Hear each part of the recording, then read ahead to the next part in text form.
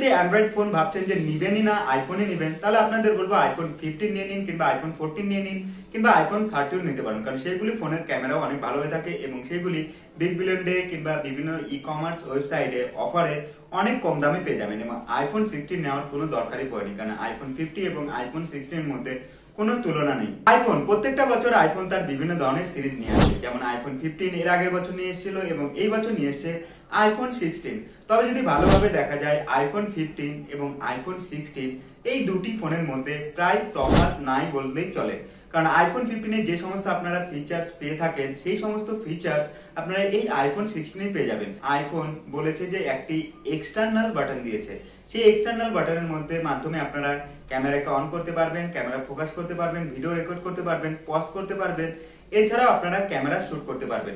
তবে এই যে সেটিং কিংবা এক্সটার্নাল যে ক্যামেরার যে একটা বাটন, এই বাটন অলরেডি আপনারা পুরনো অ্যান্ড্রয়েড ফোনে আপনারা পেয়েছিলেন, যেমন স্যামসাং সে বহু যুগ আগে করে এসেছে, সোনির যে সমস্ত ফোন আসতো প্রায় সোনির সমস্ত ফোনে আপনারা এক্সটার্নাল বাটন পেতেন। তবে এই এক্সটার্নাল বাটন এই সময়ে আইফোন 16 কেন আনছে? অ্যাকচুয়ালি আইফোন 16 তার নিজের কোনো পরিবর্তন করতে পারছে না। নিজের পরিবর্তন না করতে পারার কারণেই অ্যান্ড্রয়েডের বিভিন্ন ধরনের টেকনোলজি কপি করছে, যেগুলো অনেক পুরনো ছিল অ্যান্ড্রয়েডে সেগুলি নতুন করে আপনাদের সামনে নিয়ে এসছে এবং এখানে কিছু মডিফিকেশন করেছে। যেমন এখানে আপনারা সেটিকে স্ক্রোলের মতো কাজ করতে পারবেন, টাচ দিয়ে সেটি ভাইব্রেশনের মতো কাজ করবে এবং টাচ সেটি অনেক সেন্সিটিভ এবং বলা যায় যে নিউ যে একটি জেনারেশন হয়ে থাকে প্রত্যেকটা জিনিসের, তো সেই বাটনটি একটি নিউ জেনারেশন আইফোন নিয়ে এসছে। এবং শুধুমাত্র চেঞ্জের কথা বললে এক্সটার্নালি চেঞ্জ, সেটি আপনারা একটি এক্সটার্নাল বাটনই পেয়ে যাবেন।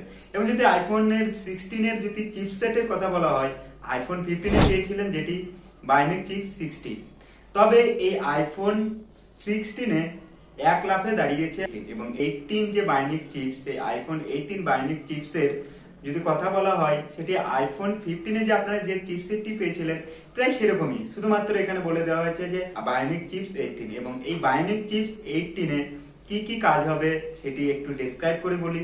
সেটি বলেছে যে আইফোন 15 যে আপনারা বায়োনিক চিপস 16 পেয়েছিলেন, সেই 16 এর তুলনায় অনেক এনহ্যান্স করেছে, এর সাইজ ছোট করেছে এবং তার সঙ্গে তার যে পাওয়ার পারফরমেন্স সেটি বাড়ানো হয়েছে। এবং তার সঙ্গে বলা হয়েছে আইফোন 16 যে সমস্ত অ্যাপ্লিকেশন রান করুন না করুন সেটি স্মুথ রান হবে এবং তার সঙ্গে ব্যাটারি ব্যাকআপ যেটি 2 ঘন্টা বেশি দিবে আইফোন 15 এর তুলনায়। এক কথাই বলা যায় আইফোন 15 আপনারা যে চিপসেট পেয়েছিলেন সেই চিপসেটই একটু মডিফিকেশন করে আইফোন 16 দেওয়া হয়েছে। এবং আইফোনের একটি নতুন ফিচার দিয়েছে যেটি হচ্ছে অ্যাপেল ইন্টেলিজেন্স। এবং সেই অ্যাপেল ইন্টেলিজেন্স অলরেডি আপনারা অ্যান্ড্রয়েডের কপি বলতে পারেন, কারণ বহু যুগ ধরে আপনারা দেখতে পাচ্ছেন গুগল লেন্স, এছাড়াও গুগলের তরফ থেকে যে গুগল ফোন কিংবা স্যামসাং ফোনে যে সার্কেল সার্চ হয়ে থাকে সেগুলি, এছাড়াও কোনো কিছু অবজেক্টকে দেখে অবজার্ভ করা যেটি গুগল লেন্সের মাধ্যমে আপনারা বহু যুগ থেকে করে আসছেন, সেই সমস্ত টেকনোলজি এই আইফোন 16 এখন নিয়ে আসছে এবং সেটিকে বলা হচ্ছে